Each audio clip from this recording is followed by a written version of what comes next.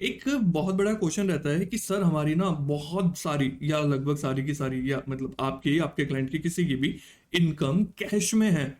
तो सर अब क्या हमारे पास नोटिस आ जाएगा क्या? क्योंकि कैश में तो लिमिट होती है कि इतने की आप कैश डिपॉजिट करा सकते हो, इतने का विड्रॉ कर सकते हो, एक्सपेंस भी इतने का कर सकते हो, 10,000 20,000 जो भी उसके रूल्स चल रहे हैं। मैं आपको एक सिंपल सा फंडा बताता हूँ। इसका रिप्लाई करने के लिए आपको मतलब बहुत ज्यादा इन डेप्थ में जाने की जरूरत ही नहीं है कि कितने क्या रूल्स रेगुलेशन चल रहे हैं, क्या लिमिट चल रही है। सीधी सी बात समझो, जो रेस्ट्रिक्शंस हैं वो एक्सपेंसेस के लिए है कि आप 10,000 से ऊपर का खर्चा कर सकते हो, कैश में नहीं कर सकते हो। और वो भी सिर्फ इसलिए कि इनकम टैक्स उसको डिसअलाउ कर देता है। इलीगल है वो करना, ऐसा नहीं है। इनकम टैक्स उसको डिसअलाउ कर देता है कि वो आपको खर्चा नहीं माना जाएगा, उसके ऊपर फिर आपको इनकम में से डिडक्शन नहीं मिलेगी, यानी कि उसके ऊपर आपको टैक्स पे करना पड़ेगा। That's the simple thing. और बाकी सारी चीजों को हम छोड़ दें। अब यहाँ पे जो मेन क्वेश्चन है वो ये है कि इनकम मेरी सारी कैश में है, तो मैं अभी क्या करूं? That's totally okay. अगर आपकी बिजनेस, आपका कोई बिजनेस ऑफलाइन में है, वहां पे आपकी मेजोरिटी ऑफ द जो ट्रांजेक्शन होती है वो कैश में होती है। इसमें कुछ भी गलत नहीं है, दैट्स टोटली ओके।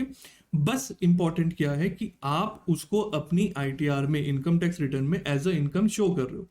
अगर आपने कैश तो लिया लेट से 50 लाख रुपए का, और बैंक में जमा करे 10 लाख रुपए, और इनकम शो कर रहे हो बैंक में उसमें आईटीआर में 10 लाख रुपए, तो 40 लाख रुपए जो है ये आपका ब्लैक मनी हो गया। मतलब जो गवर्नमेंट से आपने पैसा छुपाया वो आपका ब्लैक मनी हो गया, 40 लाख रुपए।